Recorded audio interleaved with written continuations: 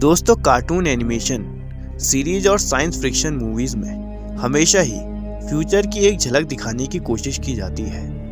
लेकिन तब क्या हो जब किसी कार्टून शो का कोई घटनाक्रम वास्तविक जीवन में घटित हो जाए, और वो भी इतना ज्यादा सटीक तरीके से कि इसे महज इत्तेफाक कहना लगभग नामुमकिन हो। जी हाँ दोस्तों, ये कहानी है येलो कार्टून कैरेक्टर यानी द सिम्पसंस की।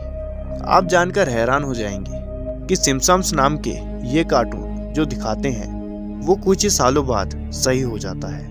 अब ये इत्तेफाक है या इसके पीछे कोई कहानी है, ये इस शो के मेकर्स को ज्यादा पता होगा। वैसे इन येलो कार्टून्स कैरेक्टर को आपने कई बार कभी मीम में तो कभी किसी कमेंट में देखा होगा। ये सिम्पसंस हैं जिनके एपिसोड्स आपको यूट्यूब पर आसानी से देखने को मिल जाएंगे।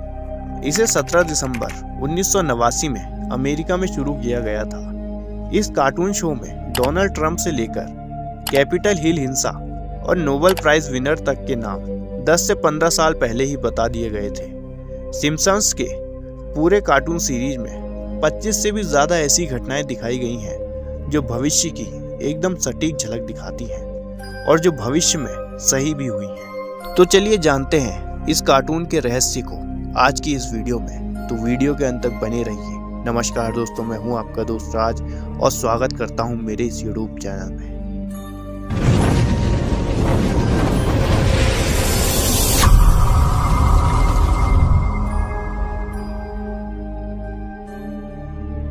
दोस्तों, साल 2000 में आए सिम्पसंस के सीजन 11 एपिसोड 17 में ये दिखाया जाता है कि अमेरिका का राष्ट्रपति एक सनकी आदमी बन गया है और उसका नाम ट्रंप है। आप इस कार्टून कैरेक्टर को रियल लाइफ ट्रंप से भी मिलाकर देख सकते हैं। इस एपिसोड में दिखाया जाता है कि ट्रंप नाम राजनेता एक्सीलेटर से नीचे की ओर उतरता दिखाई देता है। सबसे ज्यादा चौंकाने वाली बात यह है कि उसके कुछ सालों बाद ही असली डोनाल्ड ट्रंप उसी वेशभूषा और पोशाक में और बिल्कुल मिलते जुलते एक्शन के साथ एक्सीलेटर से उतरते हुए नजर आए। ऐसे में आप सोचकर देखिए कि क्या आप अपने देश के अगले राष्ट्रपति का नाम या उसका चेहरा बता सकते हैं? अगर नहीं बता सकते तो ये सोचकर देखिए कि सिम्पसंस के कार्टून ने 15 साल पहले ही अपने राष्ट्रपति का नाम और उसके मिलते जुलते शक्ल वाले इंसान को दिखा दिया। इसके बाद 22वें सीजन का पहला एपिसोड होता है जिसमें सिम्पसंस परिवार के कुछ बच्चे इस बात पर शर्त लगा रहे होते हैं कि इकोनॉमिक्स का नोबेल प्राइज विनर कौन होगा। इस सीजन के बीच में ही एक किरदार अपने हाथ में एक पर्चा पकड़ा होता है जिसके अंदर एक नाम लिखा है, बेंगट हॉल्मस्ट्रॉम। लेकिन आपको ये बात जानकर हैरानी होगी कि ये एपिसोड साल 2010 में टीवी पर दिखाया गया था, जबकि बेंगट हॉल्मस्ट्रॉम ने 2016 में इकोनॉमिक्स का नोबेल प्राइज जीता था। इसके बाद जनवरी में बाइडेन को आधिकारिक रूप से राष्ट्रपति बनाने की प्रक्रिया के दौरान बड़ी संख्या में डोनाल्ड ट्रंप समर्थकों ने कैपिटल हिल पर हमला बोल दिया था। कई वैश्विक नेताओं ने इसे दुनिया के सबसे पुराने लोकतंत्र के इतिहास में काला दिन करार दिया था। लेकिन साल 1996 के सिम्पसंस के the day the violence dead शीर्षक से एक एपिसोड में एक दंगे की झलक दिखाई गई थी, जिसमें एक संवैधानिक संशोधन द्वारा ध्वज जलाने पर प्रतिबंध लगाने की कोशिश के बाद कई पात्रों ने बम और बंदूकों के साथ कैपिटल हिल पर हमला किया था। ये दृश्य साल 2021 में हुए कैपिटल हिल की घटना से काफी मिलता जुलता है। इसके बाद 1995 में सिम्पसंस के सीजन 6 एपिसोड 19 में लीसा को अपने फोन की वीडियो चैट क्षमताओं का उपयोग करते हुए मार्ज के साथ बातचीत करते हुए दिखाया गया था। आज के आईफोन की लोकप्रिय फेसटाइम सुविधा 15 वर्षों से पहले की है। साल 2008 के सीजन 20 एपिसोड 4 में horror the tree house XIX के एपिसोड में दिखाया जाता है कि सिम्पसंस का मुख्य किरदार बराक ओबामा के काम से बहुत ज्यादा खुश होता है। अगली बार भी उन्हें ही वोट देने के लिए वो वोटिंग मशीन पर बराक ओबामा के नाम पर क्लिक करता है, लेकिन वोटिंग मशीन खराब होती है और उसका वोट जॉन मकैन नाम के दूसरे राजनेता के खाते में चला जाता है।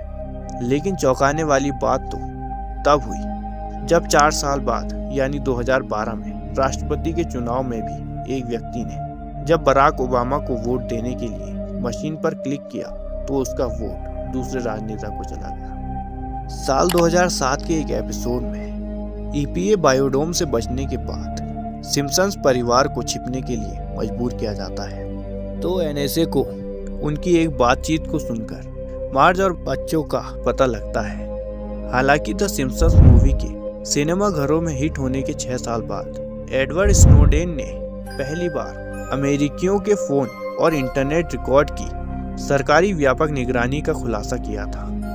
1998 के सीजन 10 के एपिसोड 2 में the wizard of evergreen terrace में दिखाया जाता है कि सिम्पसन्स का मुख्य किरदार होमर एक इन्वेंटर बनना चाहता है, इसलिए वो लैब में जाकर साइंटिस्ट जैसी हरकतें करता है। इसके साथ ही ब्लैक बोर्ड के सामने खड़े होकर कुछ मैथमेटिकल इक्वेशन लिखता है, लेकिन टीवी देखने वाले लोग इस मैथमेटिकल इक्वेशन पर ज्यादा ध्यान नहीं देते। 14 साल बाद एक चौंकाने वाली चीज सामने आती है जब 2012 में साइंटिस्ट एक गॉड पार्टिकल की खोज करते हैं। जब उस गॉड पार्टिकल का मास कैलकुलेट किया जाता है तो उसका मास उतना ही होता है जितना सिम्पसन्स की उस मैथमेटिकल इक्वेशन में लिखा था। साल 1997 के सीजन 9 के एपिसोड 3 में मार्ज ने उदास बॉट को curious George and the Ebola virus नामक पुस्तक पढ़ने की पेशकश की। साल 2014 में अमेरिकी इबोला का प्रकोप देखने को मिला। इसके बाद federation international football association FIFA के लिए साल 2015 काफी बुरा रहा। अगले अध्यक्ष का चयन होने से 2 दिन पहले स्विट्जरलैंड की पुलिस द्वारा भ्रष्टाचार के आरोप में फीफा के 7 अधिकारियों को गिरफ्तार कर लिया गया, जिसमें 2 उपाध्यक्ष भी शामिल थे। लेकिन ऐसा ही कुछ मिलता जुलता इस घटना के ठीक 1 साल पहले साल 2014 के सीजन 25 एपिसोड 16 में दिखाया गया था।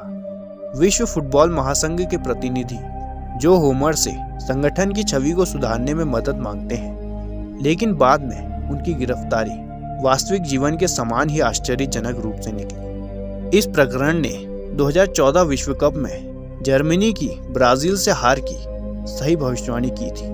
एपिसोड 22 में लेडी गागा के सुपर बाउल एलआई के हाफ टाइम शो के लिए ह्यूस्टन के एनआरजी स्टेडियम की छत से उतरने से लगभग 5 साल पहले सिम्पसन्स में हवा में लटकते हुए स्प्रिंगफील्ड के निवासियों के लिए एक गाना गाते हुए दिखाया गया था। 2 मदर मॉन्स्टर ने भी अपने शो के लिए समान चांदी के पहनावे पहने थे।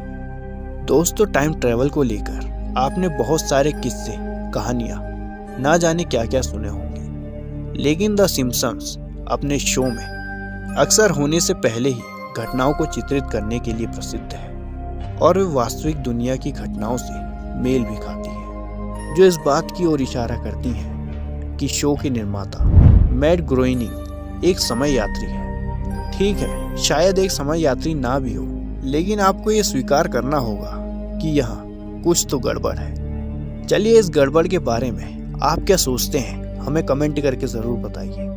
वीडियो पसंद आई हो तो लाइक करके ज़रूर जाइएगा और ऐसी इंटरेस्टिंग और इन्फॉर्मेटिव वीडियोस के लिए हमारे चैनल को शेयर और सब्सक्राइब करना ना भूलें। धन्यवाद।